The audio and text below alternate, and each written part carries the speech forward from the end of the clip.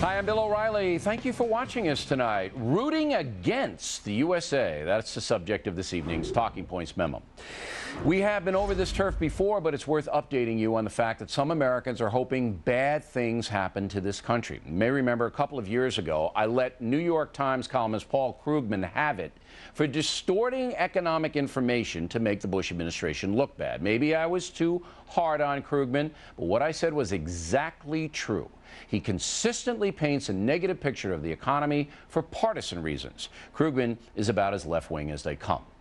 Now, today, Krugman described the latest stock market swoon as a, quote, great market meltdown and the financial wreckage of a global recession, unquote. Wow. 1929, here we come. Now, maybe this time Krugman will be right. Maybe the markets will just blow up.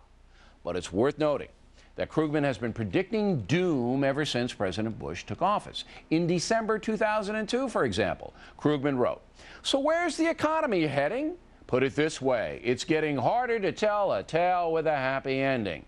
That column was followed by 4 years of a strong economy that saw low unemployment and a nice rise in prosperity for most Americans. And that's according to the stats. So my conclusion is that Paul Krugman wants the economy to tank because he wants a liberal in the White House who will champion big government entitlements. To Krugman, the pain of an economic disaster is worth the ideological gain.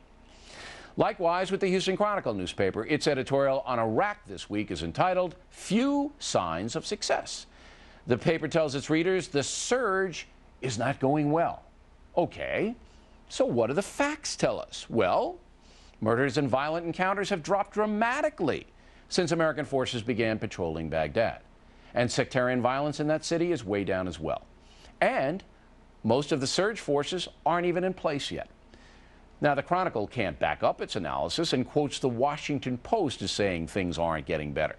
Does the Houston Chronicle, I should say, not have reporters? Why would they quote in other newspapers? Come on, do your own work. Now, I could be wrong, but I don't believe the Houston Chronicle would ever acknowledge improvement in Iraq no matter what happens, because that would strengthen the Republican Party. Like Paul Krugman, the Chronicle hopes Iraq will not work out. Again, I could be wrong, I can't read minds, but the paper's flimsy editorial backup pretty much makes my point. It is important for all Americans to understand that ideologues on both sides, right and left, will never be able to handle, much less report, the truth. They will always bend the facts to fit their preconceived belief system, even if it means rooting against their own country. And that's a memo. Now for the top story tonight, at least 20 dead